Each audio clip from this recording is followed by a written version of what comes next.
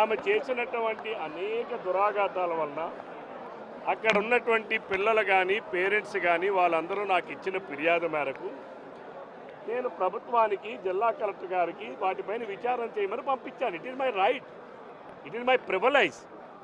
ఒక శాసనసభ్యుడిగా నా ప్రివిలైజ్ అది. నా ప్రివిలైజ్ని ప్రశ్నించే అధికారం ప్రభుత్వ ఉద్యోగులుగా పనిచేసినటువంటి వారికి ఎవరికి అధికారం హక్కులు లేవు. It is the right of the employees. They have to protect our privileges.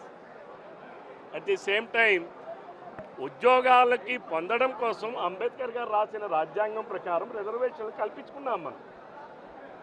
అది ఎంతవరకు ఉద్యోగం వచ్చేంత వరకు రిజర్వేషన్, దళితులు కావచ్చు, బీసీలు కావచ్చు, ఓసీలు కావచ్చు, ఎకనామికల్లీ బ్యాక్వర్డ్ క్లాస్ కావచ్చు, అలాగే మహిళలకు కూడా ఉద్యోగాలు పొందడానికి రిజర్వేషన్. కానీ ఉద్యోగంలోకి చేరిన తర్వాత I'm questioning their official position.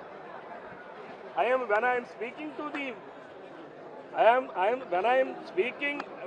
when I am reviewing with the official position, అక్కడ మహిళలు ఉన్నారా, పురుషులు ఉన్నారా, వాళ్ళ దళితులా లేకపోతే ఇంకో జాత బీసీలా అనేటటువంటిది అక్కడ కాదు.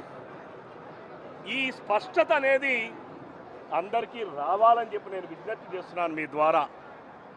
ఎప్పుడూ కూడా దళితులు ఈరోజు ఇదే కేజీబీవీ పాఠశాలలో పనిచేస్తున్నటువంటి వారి కోసం, వారి జీతభత్యాల కోసం శాసనసభలో మాట్లాడినటువంటి వ్యక్తి ఈరోజు ఆమె నా పైన నిరాధారమైనటువంటి ఆరోపణ.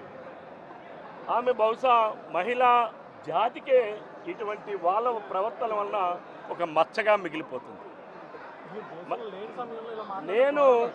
నేను ఉన్న సమయంలో కావచ్చు, లేని సమయంలో కావచ్చు, ఒక మహిళ నిరాధారమైనటువంటి ఆరోపణ.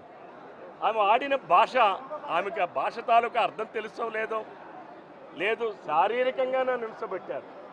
శారీరకంగా హింస పెట్టాలంటే ఒక ఇద్దరు వ్యక్తులు కలవాలి. నేను అదే అడుగుతున్నాను మీ ద్వారా.